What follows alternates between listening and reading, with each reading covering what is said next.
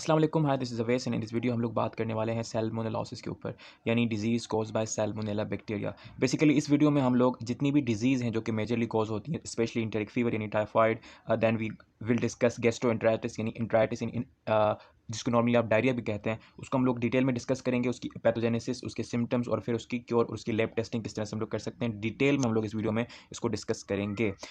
So let us start. So basically what is salmonellosis? As we know कि हमारे पास bacteria की एक family होती है, उसको हम लोग कहते हैं एंटेरोबैक्टीरियासी। उस फैमिली के अंदर एक जनरा है, उसको आपको लोग कहते हैं Salmonella. So basically salmonellosis is actually disease caused by any member of Salmonella genera, यानी Salmonella which is a genera of family Enterobacteriaceae, उसके किसी भी मेंबर से कॉज हुई हुई डिजीज को आप लोग क्या कहते हैं? सैल्मोनेलोसिस। बेसिकली ह्यूमंस के अंदर ये जितने भी लिविंग ऑर्गेनिज्म, मतलब जो हायर एनिमल्स हैं, मैमल्स के अंदर तीन किस्म की डिजीज बहुत विएबल होती हैं। एक first of all enteric fever, then we have gastroenteritis जिसको आप लोग नॉर्मली एंटेराइटिस कहते हैं, and then we have salmonellary sepsis यानी सेप्सिस कॉज्ड बाय सैल्मोनेला। लेकिन सेप्सिस जो है वो उतना वायरल या फिर इतना नॉर्मल नहीं होता, ये बहुत ही रेयर केसेस में होता है जहाँ पर इम्यून सिस्टम बहुत वीक होता है। यानी मेजरली सैल्मोनेला दो किस्म की डिजीज कॉज करता है, यानी एंटेरिक फीवर और एंटेराइटिस।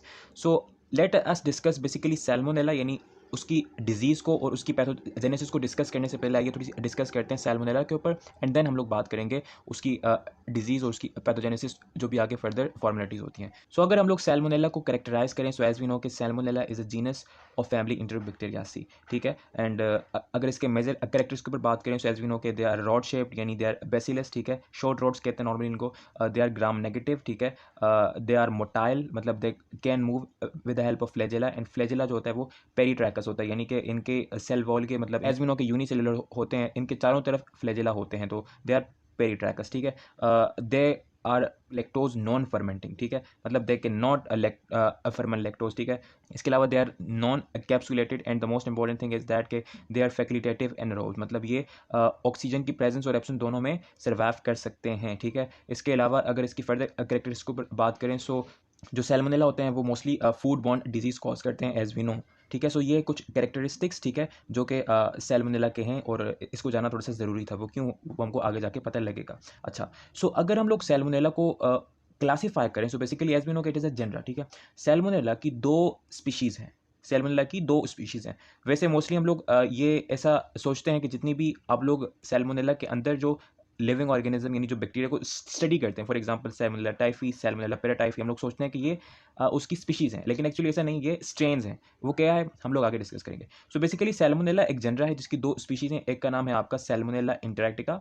सो बेसिकली सैल्मोनेला एक जनरा है जिसकी दो स्पीशीज़ हैं, एक का नाम है आपका सैल्मोनेला इंटरैक्टिका और एक का नाम है आपका सैल्मोनेला बोंगोराई, ठीक है। जितनी भी डिजीज कॉज होती हैं वो होती हैं by the strains of species Salmonella enterica, यानी कि जितने भी हम लोग क्लासिफिकेशंस पढ़ते हैं, for example Salmonella Typhi, Salmonella Typhimurium, Salmonella Paratyphi, Salmonella enterica, जितने भी फर्दर डिजीज कॉजिंग सैल्मोनेला है वो बिलोंग करते हैं फैमिली एस एंटेरिका। एस बोंगोराई भी समटाइम्स डिजीज कॉजिंग है, लेकिन ये इतनी वायरल और इतनी विरुलेंट नहीं है, ठीक है। सो सैल्मोनेला इंटरैक्टिका की हमारे यानी ऑलमोस्ट 24,000 तक की डिफरेंट किस्म की स्ट्रेन्स आप यहाँ पर क्लासीफाई यानी नई दरियाफ्त हुई हैं, ठीक है। लेकिन चूंकि हम लोग यहाँ पर इस वक्त पैथोजेनेसिस डील कर रहे हैं, तो हम लोग इस क्लासिफिकेशन को भी पैथोजेनेसिस के पॉइंट ऑफ व्यू से भी पढ़ेंगे। So Salmonella enterica which is a species of Salmonella, उसकी कुछ स्ट्रेन्स ऐसी हैं जो कि डिजीज कॉजिंग हैं। अच्छा, स्ट्रेन्स क्या होता है? बेसिकली जब स्पीशी में म्यूटेशन होती हैं तो वो जो स्पीशी होती है वो स्पीशी नहीं रहती, वो कुछ नया ऑर्गेनिज्म बन जाता है। उस नए ऑर्गेनिज्म को आप लोग स्ट्रेन कह सकते हैं, ठीक है। स्ट्रेन कह सकते हैं, सीरोटाइप्स कह सकते हैं, सीरोवर्ड्स कह सकते हैं, बहुत सारे नाम है, ठीक है इसके।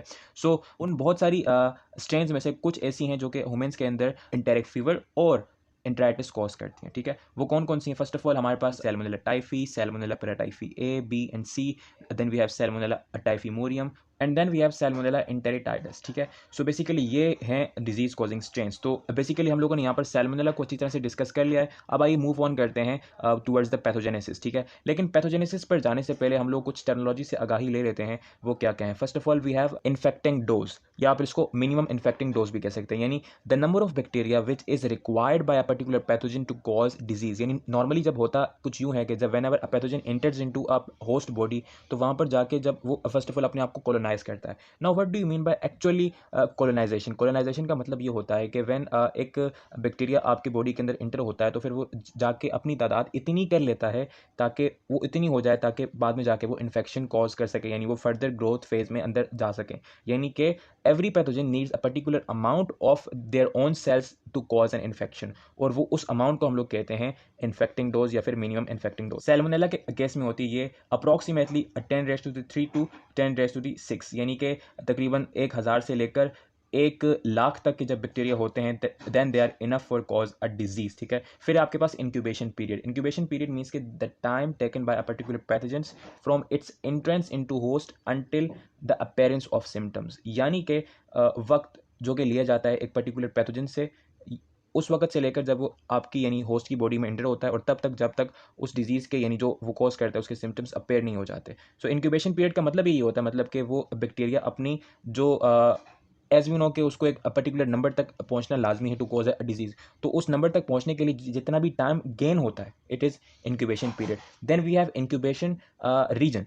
बेसिकली इंक्यूबेशन रीजन वो रीजन होता है, मतलब कि वो इलाका या वो part of a particular host body which is normally colonized by a particular pathogen. For example, बहुत ही फेमस एग्जांपल, अगर हम लोग कोविड को कंसिडर करते हैं, कोरोना, तो आपका ख्याल में कोरोना का कॉलोनाइजेशन रीजन कौन सा हो सकता है? Exactly upper respiratory track. वो क्या करता है, वो आपके एयर के थ्रू आपके रिस्पायरेटरी ट्रैक में एंटर होता है और आपके अपर रिस्पायरेटरी ट्रैक के अंदर वो कहीं पर भी कॉलोनाइज हो जाता है और अपनी जो नंबर है उसको थोड़ा सा इंक्रीज करता है to cause an infection. Salmonella के केस में ये जो इंक्यूबेशन रीजन होता है ये होता है आपका गट, यानी आपकी जीआईटी ट्रैक, नॉर्मली इंटेस्टाइन्स होती हैं। ठीक है, मिड जीआईटी यानी स्मॉल इंटेस्टाइन से लेकर कोलोन तक। ठीक है, now let us talk about the virulence factor which is normally used by pathogens यानी सैल्मोनेला टू कॉज सैल्मोनेलोसिस, यानी वो कौन कौन सी चीज़ें हैं जो कि सैल्मोनेला बैक्टीरिया को हेल्प करती हैं which is present on its own cells to cause a disease, जिसको आप नॉर्मली विरुलेंस फैक्टर्स कहते हैं। ठीक है, अच्छा, सो ये जो विरुलेंस फैक्टर्स जो नॉर्मली सैल्मोनेला में प्रेजेंट होते हैं ये मोस्टली होते हैं, फर्स्ट ऑफ ऑल ये आपके पास होती है फ्लैजिला। फ्लैजिला मूव करने में मदद देती है। आगे जाके हम लोग जब सैल्मोनेलोसिस यानी उसकी पैथोजेनेसिस को डिस्कस करेंगे, आई विल शो कि किस तरह से फ्लैजिला हेल्प करता है। देन वी हैव हमारे पास पिलाई या फिर आप उसको फेमराई कह सकते हैं, नॉर्मली आपको एडहेरेंस में यानी सैल्मोनेला को एडहेरेंस में काफ़ी हेल्प आउट करता है। ठीक है, देन वी हैव लिपोपॉलीसेकेराइड यानी एंडोटॉक्सिन, जो कि नॉर्मली उसकी आउटर मेम्ब्रेन के ऊपर प्रेजेंट होता है, विच नॉर्मली कॉज यानी जो आपकी टाइफाइड में फीवर होता है ना, वो नॉर्मली आपके इस लिपोपॉलीसेकेराइड की वजह से ही होता है। Then we have the most important thing is that secretory factors, यानी कुछ ऐसी सेक्रेशन जो कि सैल्मोनेला कैन कॉज, और जब वो मतलब जो बैक्टीरियल मेडिएटेड एंडोसाइटोसिस होती है वो नॉर्मली इसी सेक्रेशन पाथवे के जरिए से ही होती है, मतलब वो कुछ इस तरह की चीज़ें, इस तरह की प्रोटीन सेक्रेट कर देता है जो कि होस्ट सेल में जाकर उसको रेगुलेट कर सकती है। ठीक है, then we have of course genetic factors. Genetic factor में एक बहुत ही इंपॉर्टेंट चीज़ है जो कि एक्टिव रिसर्च पार्ट है, उसको आप लोग कहते हैं सैल्मोनेला पैथोजेनेसिटी आइलैंड्स यानी SPIs। Basically Salmonella pathogenicity islands इस तरह के रीजन्स होते हैं inside the chromosome of bacteria यानी inside the genome of bacteria, जो कि मोस्टली कॉज करते हैं फॉर द विरुलेंस फैक्टर्स। ठीक है, मोस्टली दो होते हैं, यानी सैल्मोनेला पैथोजेनेसिटी आइलैंड दो होते हैं, यानी SPI1 एंड SPI2। SPI1 के जीन्स इस तरह के प्रोटीन्स कोड करते हैं जो कि मोस्टली बैक्टीरिया को एंट्रेंस और उसको कॉलोनाइजेशन इनसाइड द होस्ट में और फिर उसको एंट्रेंस इनटू द सेल तक मदद करती हैं, और जो SPI2 होती है वो उसको फर्दर पाथवे के अंदर, फॉर एग्जांपल नॉर्मली जो SPI2 है ये मोस्ट एक्टिव होता है इन टाइफाइड, यानी टाइफाइड वाले केस में ये एक्टिव होता है और ये हेल्प करता है उस बैक्टीरिया को ताकि वो इंटेस्टाइन से निकलकर पूरी बॉडी तक फैल सके। यानी मोस्टली जो टाइफाइड का जो बेसिक रीज़न होता है it is because of the SPI2। सो ये थे तमाम जेनेटिक एंड विरुलेंस फैक्टर। लेकिन अभी भी सैल्मोनेला की पैथोजेनेसिटी को डिस्कस करने से पहले एक और चीज़ है जिसको हम लोग डिस्कस कर लेते हैं, वो है रिस्क फैक्टर्स, यानी किन लोगों को ये सैल्मोनेला ज़्यादा हो सकता है। बेसिकली ये जो रिस्क फैक्टर्स हैं ये वीकनेसेस हैं होस्ट की जो कि उसमें होती हैं which results in the high chance of getting salmonellosis. ठीक है, वो रिस्क फैक्टर्स क्या हैं? First of all decrease stomach acidity. Decrease stomach acidity का मतलब होता है कि जो आपके स्टमक के अंदर एसिनो के एसिड प्रोड्यूस होता है ना, इट्स अ नॉर्मल थिंग कि एसिड प्रोड्यूस होता है HCl। अगर उसकी एसिडिटी कम है, मतलब उसकी जो कंसनट्रेशन है वो कम है, उसकी उतनी स्ट्रेंथ नहीं है, वो उतना एसिडिक नहीं है, उसका पीएच ज़्यादा लोअर नहीं है, यानी उसका पीएच थोड़ा सा स्लाइटली टुवर्ड्स बेसिक है, टुवर्ड्स न्यूट्रल है, तो उसको हम लोग कहेंगे डिक्रीज स्टमक एसिडिटी। और इस केस में भी जो सैल्मोनेला होने के चांसेस हैं वो बढ़ जाते हैं, क्योंकि अगर आपकी एसिडिटी कम है, यानी आपके एसिड की एसिडिटी कम है, तो उसकी एक्टिंग पावर भी कम हो जाएगी, यानी एसिड की नेचर है रिड्यूस करने की, वो भी कम हो जाएगी। और उस सूरत में जो आपके फूड के अंदर जो पैथोजेंस होते हैं उनके किल होने का चांस भी कम हो जाएगा, और फिर आपके इन्फेक्शन का चांस बढ़ जाएगा। अच्छा, then we have using of anti acid. For example अगर आपको हाई एसिडिटी होती है, फॉर एग्जांपल आपको एसिडिटी का इशू है, यानी आपको तेजाबियत का इशू है, फॉर एग्जांपल आप उसकी मेडिसिन लेते हैं जिसको आप लोग एंटासिड कहते हैं, ठीक है, अगर आप वो ले रहे हैं तब भी आपका चांस बढ़ जाता है कि आपको सैल्मोनेलोसिस हो सकता है, ठीक है। फिर वी हैव ए क्लोरोहाइड्रिया। ए क्लोरोहाइड्रिया एक इस किस्म की कंडीशन है जिसमें आपका जो स्टमक एसिड है वो कम जनरेट होता है, ठीक है। Then we have lost of intestinal integrity, यानी जो आपकी इंटेस्टाइन्स की मूवमेंट है जिसको हम लोग नॉर्मली पेरिस्टाल्सिस कहते हैं, अगर वो मुतासिर है तब भी आपका चांस बढ़ जाता है। Then we have inflammatory bowel disease, यानी आप अगर आपको इन्फ्लेमेटरी बॉल डिजीज़ यानी एक इंटेस्टाइनल डिजीज़ है जिसमें आप वॉशरूम जाने की हैबिट थोड़ी सी ख़राब हो जाती है, अगर आपको ये वाला इशू है तब भी आपका जो चांस है वो बढ़ जाता है। इसके अलावा यूज़ ऑफ एंटीबायोटिक्स, यानी अगर आप एंटीबायोटिक्स यूज़ कर रहे हैं तब भी आपका चांस बढ़ जाता है कि आप जो सैल्मोनेलोसिस है उसको एक्वायर्ड कर सकें। सो ये थे कुछ characteristics. Now let us jump directly towards the pathogenesis of salmonellosis. So आइए अब डिस्कशन को स्टार्ट करते हैं about the pathogenesis of salmonellosis. Basically यहाँ पर मैंने इस एक ही पेज के ऊपर दोनों को ड्रॉ कर दिया, यानी इंटराइटिस को भी और एंटेरिक फीवर को भी। मैं इसको लमसम करके समझाऊंगा। बेसिकली यहाँ पर इसका इंट्रेंस रूट है कि किस तरह से वो इंटर होता है आपकी बॉडी के अंदर और किस तरह से उसकी इनिशियल फेजेस होती हैं। बेसिकली जो इनिशियल फेज है इंटराइटिस और एंटेरिक फीवर के अंदर वो दोनों में सेम रहता है, यानी दोनों के जो पैथोजेंस होते हैं वो सेम पाथ यूज़ करते हैं फॉर द इन्फेक्शन, ठीक है। सो आइए let's jump into the process, ठीक है। सो पैथोजेनेसिस स्टार्ट होती है, यानी डिजीज causing ability start होती है whenever you eat some food which is already contaminated with pathogen. So they enter to the oral faecal route, ठीक है, यानी वो मुंह के जरिए से व्हेनेवर यू ईट समथिंग, ठीक है, because as we know as we discussed above के जो सैल्मोनेला है it is a food borne disease ना, फूड बॉर्न, फूड या वाटर, ठीक है, आप जब खाते हैं तो वो आपकी बॉडी के अंदर इंटर होता है और फिर वो आपकी बॉडी के अंदर एज वी नो के खाने के जरिए से जाता है। सो actually what they do at first, they actually survive the stomach acidity, ठीक है। बेसिकली हम लोगों ने इसको यानी इस प्रॉपर्टी को बैक्टीरिया की इस चैनल के ऊपर ऑलरेडी डिस्कस कर लिया कि how does bacteria survive stomach acidity, लेकिन यहाँ पर मैं ज़्यादा डिस्कस नहीं करूँगा, लेकिन जो मोस्ट इंपॉर्टेंट फैक्टर है वो है acid tolerance gene. Acid tolerance gene यानी ये इस तरह की जीन है जो कि बैक्टीरिया को स्टमक एसिडिटी से बचाती है। What it is acid tolerant gene, ये असल में इस तरह के एंजाइम सेक्रीट करती है, ये एसिड टॉलरेंस जीन इस तरह के एंजाइम इनकोड करती है जो कि सेल के अंदर का जो पीएच होता है उसको डिक्रीज कर देते हैं, और जब पीएच डिक्रीज होता है इंटरनली तो वो बाहर के जो external decrease very decrease pH उसको रेजिस्ट करने की जो कैपेबिलिटी होती है वो थोड़ी सी रख सकती है, ठीक है। So they survive the stomach acidity. उसके बाद वो जाते हैं कोलोन्स के अंदर, यानी they actually colonizes the mid GIT, यानी इलियम और कोलोन, ना ileum is the end portion of small intestine and the colon basically ascending and transverse colon, ठीक है, ट्रांसवर्स कोलोन। सो बेसिकली जो आपका सैल्मोनेलोसिस है वो इसी मिड जीआईटी यानी सबसे पहले इलियम यानी स्मॉल इंटेस्टाइन का एंड पार्ट और फिर कोलोन को एक्ट करता है, उसको कैप्चर करता है और वहीं पर अपनी कोलोनाइजेशन यानी अपनी तादाद बढ़ाता है। Then they actually start infecting us. How does they do, as we know कि जो हमारे पास जो इंटेस्टाइन होती हैं उसके अंदर कुछ इस तरह से विलायस होते हैं ना, villi which actually absorbs our food, ठीक है, उन्हीं विलाय के ऊपर एज वी नो के म्यूकस लेयर्स होती हैं। So actually what they do when they colonize this mid GIT यानी मिड गट, ठीक है, तो they actually try to invade the enteric cell या फिर इंटेस्टाइन के सेल्स होते हैं, ठीक है, एज यू कैन सी यहाँ पर मैंने ड्रॉ भी कर रखे हैं, which is the part of further pathogenesis, they actually invade them, लेकिन इन्वेड करने से पहले उनके ऊपर होती है mucus layer. So they actually passes the mucus layer via flagella, as we know ना, as I have discuss that के जो फ्लैजिला है it is also virulence factor. So how it is actually helping in the virulence via locomotion, they actually locomote through the mucus layer with the help of this flagella. So they reach what, they reach epithelium, ठीक है। अच्छा, then when they reach epithelium तो वो जो bacteria होते हैं ना उनके पास होते हैं इस तरह के पाइप लाइक स्ट्रक्चर जिसको हम लोग कहते हैं पिलाई या फिर fimbriae. They actually use this structure to adhere with the enteric cell, यानी कि एंटेरिक मीन्स इंटेस्टाइन, यानी इंटेस्टाइन के सेल के साथ वो अपने आप को अडहेयर करते हैं with the help of fimbriae या फिर आप उसको पिलाई भी कह सकते हैं। नॉर्मली जो पिलाई और फिमराई है ये आपको जेनेटिक ट्रांसफर के लिए inside bacteria for genetic transfer, यानी जो जेनेटिक ट्रांसफर होता है यानी जो हॉरिजेंटल जेनेटिक ट्रांसफर, यानी with in the same time. For example एक ये बैक्टीरिया है, ठीक है, और एक ये बैक्टीरिया है।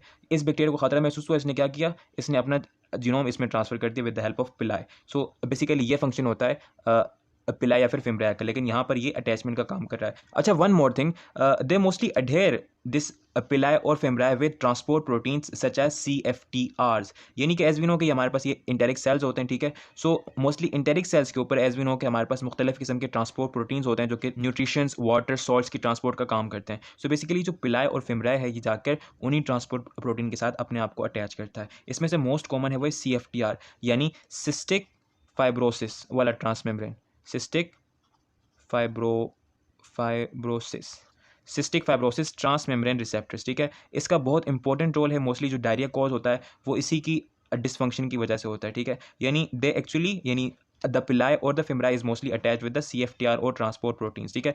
Then what they do, they actually, when they attach with the CFTR or transport proteins, they actually enter in the cell via bacterial mediated endocytosis. What it is basically, as we know, okay, whenever the bacteria, for example, this is a bacteria, and when it attach with the our enteric cell, ठीक है, तो ये क्या करता है, ये जो bacteria है ये हमारी जो सेल्स के अंदर, यानी जो enteric cells, यानी इंटेस्टाइन के जो सेल्स होते हैं उनके अंदर इस तरह के प्रोटीन्स, इस तरह के सेक्रेटरी फैक्टर्स रिलीज करता है जो कि इस सेल की जो प्लाज्मा मेम्ब्रेन होती है उसको कुछ इस तरह से इफेक्ट करते हैं कि इसकी प्लाज्मा मेम्ब्रेन इनवर्ट फॉल होने लगती है, यानी उसके अंदर रफल्स क्रिएट होने लगते हैं।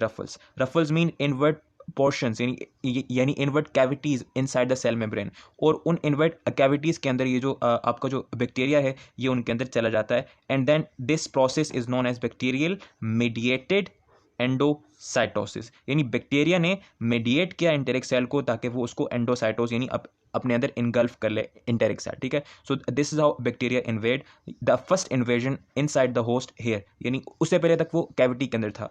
Now it has invaded inside the enteric cell और ये इसके अंदर आ जाता है, और this process is known as bacterial mediated endocytosis. आपने यहाँ पर एक बात याद रखनी है कि एक तो ये CFTR के साथ यहाँ के अटैच करेगा, एंड देन वो फिर यहाँ से इंटर होगा with the help of bacterial mediated endocytosis, और ये ऊपर कुछ इस तरह का पाथवे था। सो बेसिकली यहाँ तक जितना भी आपका सैल्मोनेलोसिस है उसका पूरी की पूरी जो पैथोजेनेसिस होती है, चाहे वो सेप्सिस हो, चाहे वो एंट्राइटिस हो, चाहे वो आपका एंटेरिक फीवर हो, वो कॉमन रहती है। जितनी भी आगे डिफरेंस आते हैं वो इससे आगे चल के आते हैं। तो यहाँ तक सेम था। अब आइए बात करते हैं कि एंट्राइटिस, उसकी जो फर्दर पैथोजेनेसिस होती है वो क्या है।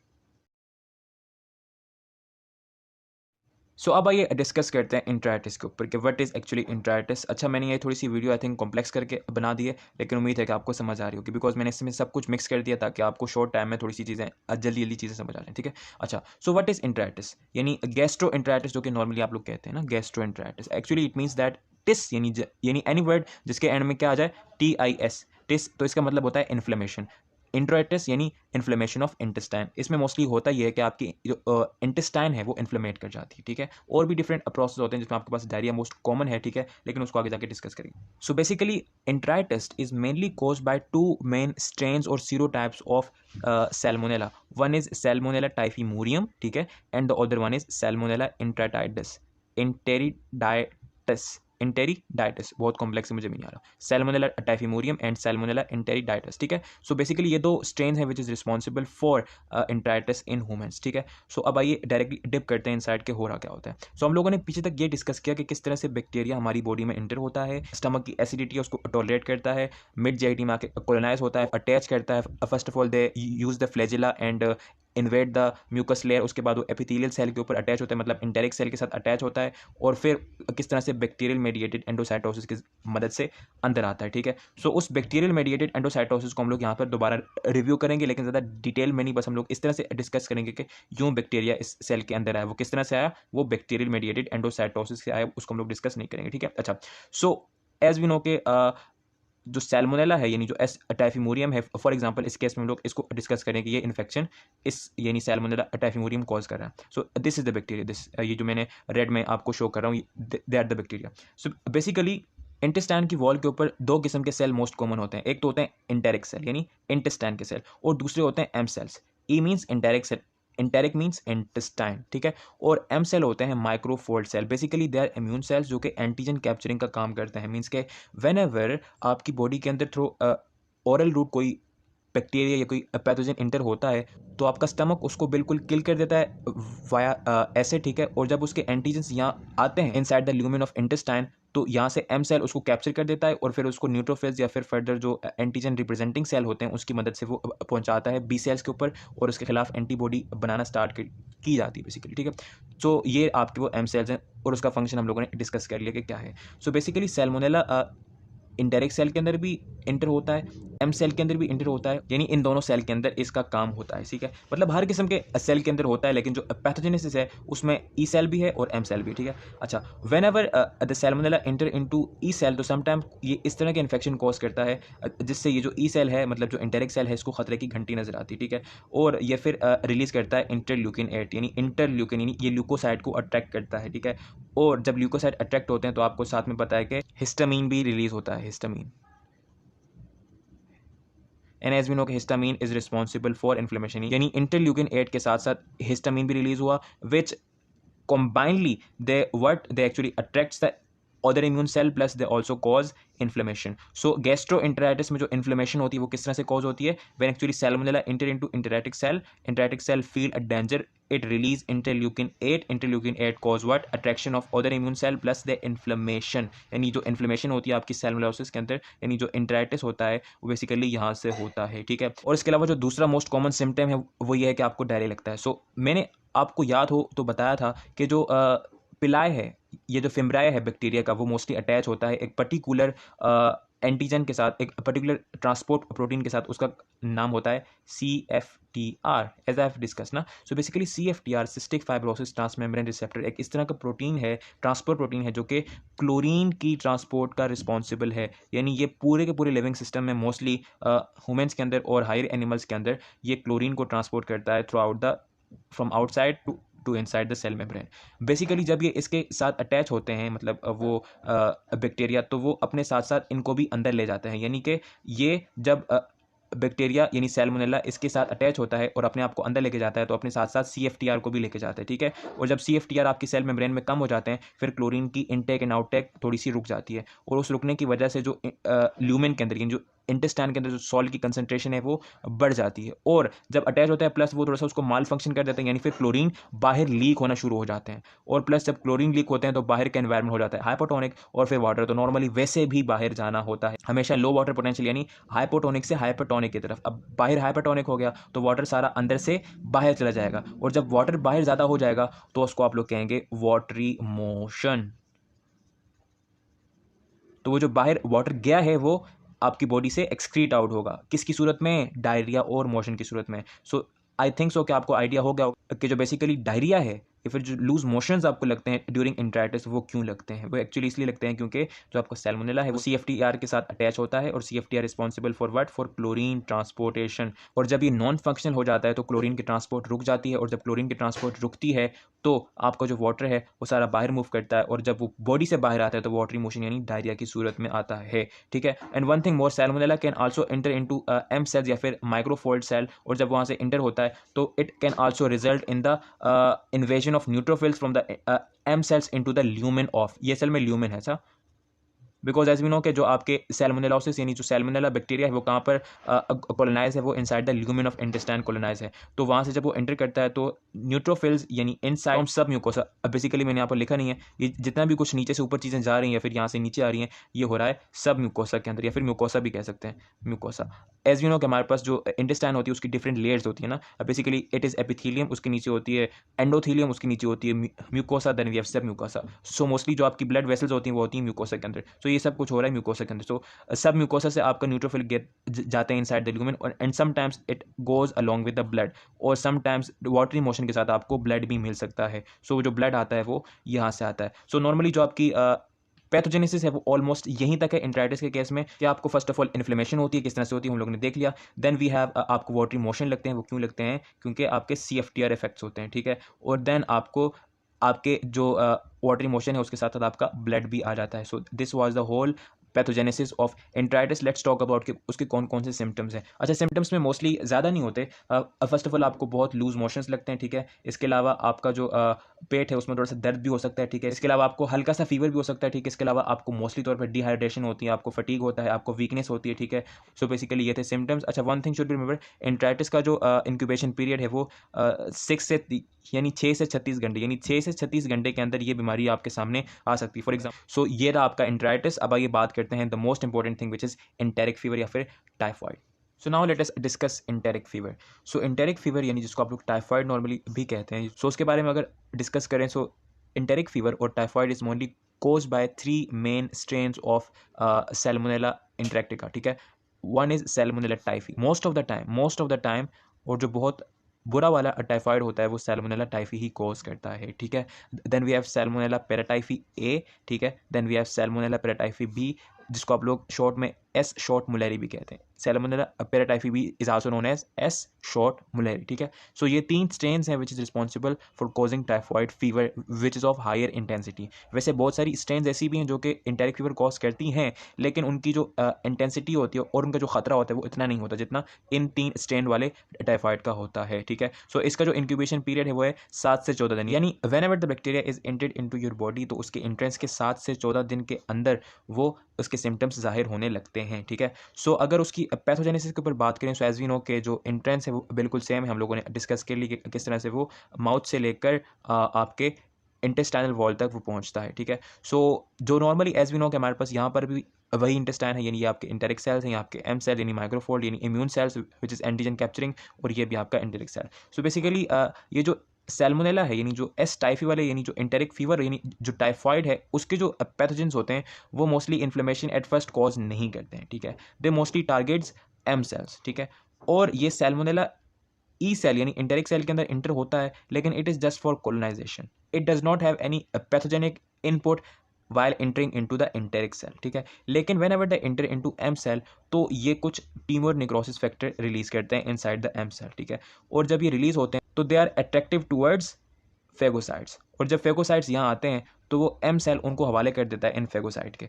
लेकिन the most important thing which is important to know that कि ये जो सैल्मोनेला है ये इस फेगोसाइट के अंदर सर्वाइव करने की कैपेबिलिटी रखता है, मीन्स दैट के ये जो एस सेल है it can survive into phagocyte, ठीक है। और जब ये फेगोसाइट के अंदर सर्वाइव कर देता है और जब TNF अल्फा बहुत सारे रिलीज होते हैं तो बहुत सारे क्या आते हैं फेगोसाइट, और बहुत सारे सैल्मोनेला फेगोसाइट के अंदर इंटर होते हैं। देन व्हाट, फिर वो जो फेगोसाइड है वो इंटर होता है लिम्फेटिक सिस्टम के अंदर, बिकॉज हमें पता है कि जो मोस्टली इम्यून सेल्स हैं, जो आपके मैक्रोफेजेस होते हैं, जो आपके न्यूट्रोफिल बेसोफिल यूजिनोफिल होते हैं, वो मोस्टली कहाँ रिसाइड करते हैं इनसाइड द लिम्फेटिक सिस्टम। तो वो जो फेगोसाइट है वो इंटर करता है इनटू लिम्फेटिक सिस्टम ताकि वो बी सेल तक पहुंच सके for antigen production, for antibody production, sorry, ठीक है। सो जब लिम्फेटिक सिस्टम में मूव करता है, सो एज वी नो कि जो लिम्फेटिक सिस्टम है वो आपके ब्लड के साथ भी कॉन्टैक्ट में है और वो लिम्फ नोड के साथ भी जाता है। फर्स्ट ऑफ ऑल हम लोग यहाँ पर बात करते हैं कि जब वो लिम्फ नोड की तरफ जाता है तो क्या होता है। एज वी नो के जो लिवर है it is the hub of immune cells, because liver जो है वो मोस्टली हब है बहुत सारे इम्यून सेल्स का। सो वो जो फेगोसाइट था वो लिम्फेटिक सिस्टम से होकर आया आपके लिवर के अंदर। अच्छा, one thing should be remember, liver के अंदर है reticulo endothelial system. Now what it is, basically as we know कि हमारे पास मुख्तलिफ किस्म के सिस्टम्स होते हैं इनसाइड द इम्यून सिस्टम। उसमें से एक है इम्यून के अंदर, यानी इम्यून सिस्टम के अंदर बहुत सारे फर्दर सिस्टम होते हैं जिसके मदद से डिफरेंट किस्म की चीज़ें प्रोड्यूस होती हैं। उसके अंदर एक है रेटिकुलर एंडोथीलियल सिस्टम, यानी रेटिकुलो एंडोथीलियल सिस्टम। असल में ये इस तरह का सिस्टम है which is linked with the formation of phagocytes, यानी it is linked with macrophages, macrophage जिसको आप लोग नॉर्मली मोनोसाइट कहते हैं। Normally it is known as monocyte. The formation of macrophage और फेगोसाइट फ्रॉम मोनोसाइट, ये जो सिस्टम है इसका नाम है रेटिकुलो एंडोथीलियल सिस्टम, ठीक है। अच्छा, सैल्मोनेला टाइफी यानी टाइफाइड के अंदर जो उसके पैथोजेंस होते हैं उसका एक इंपॉर्टेंट कैरेक्टर ये है कि they mostly target the reticulo endothelial system, यानी ये सर्वाइव ही रेटिकुलो एंडोथीलियल सिस्टम के अंदर करते हैं, मतलब कि आपकी आर्मी के अंदर ही अपना सर्वाइवल ढूंढ लेते हैं, और मोस्टली ये हैबिचुअल ही इन्हीं के अंदर होते हैं। So this is the thing which really makes this typhoid severe, because आपकी आर्मी अगर आपका उन आपके दुश्मनों का टूल बन जाए तो फिर आपका तो अल्लाह ही हाफिज़ है। So that's why it is the severest disease we have, ठीक है। सो यहाँ से वो जो फेगोसाइट है वो जाता है रेटिकुलो एंडोथीलियल सिस्टम के पास इनसाइड द लिवर, और फिर वो जो वहाँ पर जो पैथोजन है वो यहाँ से निकल कर इसको फेगोटाइज करके यानी इसको इसको इसकी लाइसिस करके वो एंटर होते हैं इनटू रेटिकुलो एंडोथीलियल सिस्टम वाले सेल्स के अंदर, और वो वहाँ पर ही सर्वाइव करते हैं। देन आते हैं हम लोग ब्लड की तरफ। इस पाथवे को थोड़ा सा बाद में डिस्कस करेंगे क्योंकि थोड़ा सा डिले प्रोसेस है, ठीक है, बिकॉज गाल ब्लैडर के अंदर थोड़ा सा टाइम लगता है, लेकिन ये जो बैक्टीरियम है ये थोड़ा सा जल्दी हो जाता है, ठीक है। अच्छा, lymphatic system as we know के also in contact with blood. So blood के अंदर आता है आपका ये फेगोसाइड वाया लिम्फेटिक सिस्टम, ठीक है। अच्छा, सो जब फर्स्ट टाइम ये जो पैथोजन है ये आपके ब्लड के अंदर एंटर होता है with the help of lymphatic system, तो इसको आप लोग कहते हैं प्राइमरी बैक्टीरियमिया, और ये एसिम्टोमेटिक होता है, मतलब जब ये इंटर होगा तो ये किसी खास किस्म के सिम्टम्स शो नहीं करेगा। अच्छा, then with the help of blood they reach different organs, मुख्तलिफ किस्म के organs including brain, including kidneys, including bones, वो वहाँ पर ये जो बैक्टीरिया है वो वहाँ तक with the help of blood पहुँचेगा, और फिर वो डिफरेंट ऑर्गन से अगेन ब्लड के अंदर एंटर होगा। तो जो सेकेंड टाइम उसकी एंट्रेंस है उसको आप लोग कहेंगे 2 डिग्री या फिर सेकेंडरी बैक्टीरियम में, और ये सिम्टोमेटिक होती है। So basically as we know कि जो एंटेरिक फीवर है उसके अंदर जो मोस्टली फीवर कॉज होता है यानी जो टेम्परेचर होता है वो होता है सेकेंडरी बैक्टीरियमिया के अंदर, बिकॉज एज वी नो के जो सैल्मोनेला है it is a gram negative bacteria which contain lipopolysaccharide यानी endotoxin. So this endotoxin is mostly act as antigen, और उसके खिलाफ बनती हैं एंटीबॉडीज यानी एंडोटॉक्सिन्स, और जब एंटीटॉक्सिन बनती है तो वो it results in high fever. और ये जो फीवर होता है ये स्टेप लेटर होता है, मतलब ये आहिस्ता आहिस्ता इंक्रीज करता है। ये जो हाई फीवर होता है बिकॉज ऑफ टॉक्सिन्स, एंडोटॉक्सिन, इस कंडीशन को हम लोग कहते हैं एंडोटॉक्सीमिया, यानी टॉक्सिन्स के वजह से फीवर का आना, ठीक है। सो जो हाई फीवर होता है वो क्यों होता है? बिकॉज ऑफ द लिपोपोलीसैकेराइड या फिर endotoxins of that particular Salmonella bacteria, ठीक है। फिर हम लोग आते हैं लिवर के अंदर वापस, ठीक है। लिवर एज वी नो के इज़ अ सेक्रेटरी ऑर्गन, ठीक है, और ये मुख्तलिफ किस्म के एंजाइम्स और मुख्तलिफ किस्म के पिगमेंट्स और मुख्तलिफ किस्म के लिपिड सोलूबल एंजाइम्स रिलीज़ करता है जो कि आते हैं आपके गाल ब्लैडर के अंदर। सो ये जो बैक्टीरिया है ये वहाँ से लिवर के थ्रू आता है गाल ब्लैडर में, एंड एज वी नो कि गाल ब्लैडर की जो सेक्रीशन होती है, जो बाइल जूस होता है वो आता है स्मॉल इंटेस्टाइन में वाया बाइल डक्ट, ठीक है। तो वहाँ से वो वापस आ जाते हैं, मतलब गाल ब्लैडर के थ्रू होते हुए स्मॉल इंटेस्टाइन से होते हुए वो वापस पहुँचते हैं इनटू इंटेस्टाइनल लूमेन। अच्छा, one thing should be remember, liver के अंदर एज वी नो के बाइल सॉल्ट्स होते हैं ना, बाइल सॉल्ट, लेकिन जो आपकी ये जो सैल्मोनेला है एज वी नो के they are resistant to that bile salt, यानी it is also a virulence factor for that pathogens to survive inside the liver, ठीक है। और जब ये स्मॉल इंटेस्टाइन के अंदर वापस एंटर होते हैं so they actually then start causing ulceration, यानी जो आपके छाले बनने का जो अमल है वो यहाँ पर अगेन स्टार्ट होता है, यानी जो अल्सरेशन का प्रोसेस है वो यहाँ पर स्टार्ट होता है, ठीक है। अगेन इसके साथ साथ यहाँ पर एंट्राइटिस अगेन कॉज कर सकते हैं, ये जो सैल्मोनेला जब सेकंड टाइम वापस आता है गट के अंदर, so then they also can cause enteritis, और उसी एंट्राइटिस की वजह से जब आपकी जो CFTR इफेक्ट्स होंगे अगेन, तो फिर वहाँ पर वो डायरिया भी अगेन कॉज कर सकता है। लेकिन डायरिया और कॉन्स्टिपेशन दोनों ही, मतलब समटाइम्स कॉन्स्टिपेशन हो सकती है इनसाइड इनडायरेक्ट फीवर, और समटाइम्स आपको डायरिया भी हो सकता है। अल्लाह ना करे कि आपको डायरिया, बिकॉज डिहाइड्रेशन का खतरा भी वहाँ हो जाता है, और फिर फीवर के अंदर डिहाइड्रेशन तो मतलब ऑलमोस्ट यू आर डेड, ठीक है। सो ये थी ओवरऑल पैथोजेनेसिस की जो सैल्मोनेला है, यानी जो Salmonella typhi, paratyphi A B, वो किस तरह से टाइफाइड कोज करते हैं और उसका पूरा पाथवे क्या है। सो अब आइए डिस्कस करते हैं कि इसको जो सिम्टम्स हैं वो क्या क्या हैं। अगर सिम्टम्स पर नज़र रखें कि आपके इंटेरिक फीवर के अंदर कौन कौन से सिम्टम्स होते हैं, so mostly we will observe that के फीवर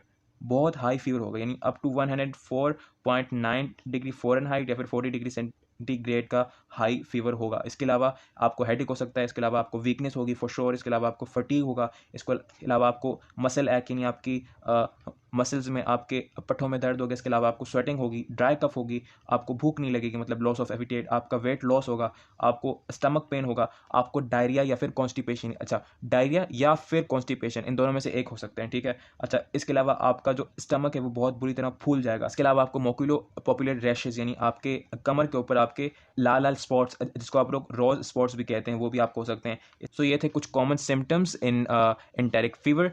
अब ये बात करते हैं कि लैब डायग्नोस्टिक, मतलब सैल्मोनेला के केस में या मोस्टली टाइफाइड के केस में आप लोग किस तरह से इसकी डायग्नोसिस कर सकते हैं इनसाइड लैब। सो बेसिकली जो सैम्पलिंग होती है वो होती है from your stool and from your blood and urine, ठीक है। ब्लड से सैम्पलिंग मोस्टली होती है ड्यूरिंग द फर्स्ट वीक, यानी फर्स्ट वीक ऑफ इन्फेक्शन आप लोग यहाँ से सैंपल ले सकते हैं। आपको मतलब इस तरह के सिम्टम्स आए और आपने पहले वीक मतलब आपको एक हफ्ता ही हुआ है और आपने फर्स्ट वीक में उसमें आपने ब्लड से सैंपल लिया। जब सेकंड वीक होगा, फॉर एग्जांपल अगर एक बीमारी को 2 हफ्ते हो गए तो आप लोग सैंपल कहाँ से लेंगे? स्टूल और यूरिन से, ठीक है। अच्छा, सो इसकी जो टेस्टेस होते हैं, मतलब जो इसके टेस्ट होते हैं या फिर इसकी जो डायग्नोस्टिक होती है वो 2 मेन तरीके से हो सकती है। एक तो होता है बायोकेमिकल टेस्टिंग और एक होता है सीरोलॉजिकल टेस्ट, ठीक है। अच्छा, जो बायोकेमिकल टेस्ट है उसमें होता कुछ यूँ है कि आप फर्स्ट ऑफ ऑल उस पर्टिकुलर पैथोजन को सेपरेट करते हैं फ्रॉम कल्चरिंग, ठीक है, with the help of culturing, sorry, मतलब अपने उस सैंपल से, ठीक है। आप उसको एनरिचमेंट मीडिया में ग्रो करवाते हैं, देन फिर आप उसको डिफरेंशियल मीडिया में ग्रो करवाते हैं और आप उसके डिफरेंट बायोकेमिकल डिफरेंट किस्म के टेस्ट लेते हैं और उसकी उसी बायोकेमिकल टेस्ट की प्रॉपर्टी से कंफर्म करते हैं कि वो कौन सा पर्टिकुलर पैथोजन है। इसके अलावा है सीरोलॉजिकल टेस्ट, ठीक है। सीरोलॉजिकल टेस्ट में हम लोग क्या करते हैं कि उस पेशेंट की सीरम लेते हैं और उसको उस पैथोजन की एंटीजन के साथ इंटरेक्ट करवाते हैं जिसके बारे में हमें खदशा है कि ये हो सकता है। जो सीरोलॉजिकल टेस्ट है वो 2 किस्म का हो सकता है। एक को आप लोग कहते हैं स्लाइड एग्लूटिनेशन टेस्ट और एक को आप लोग कहते हैं विडाल टेस्ट। दोनों हम लोगों ने इसी चैनल के ऊपर डिस्कस कर दिया है। You can watch that video. So that's it with this salmonellosis. I hope so कि ये मुश्किल वीडियो आपको समझ आई होगी। So if you like this video so please share it with your friends और एनीवन जिसको भी इस वीडियो की ज़रूरत है। Thank you so much for watching this video. Have a nice day. Good bye.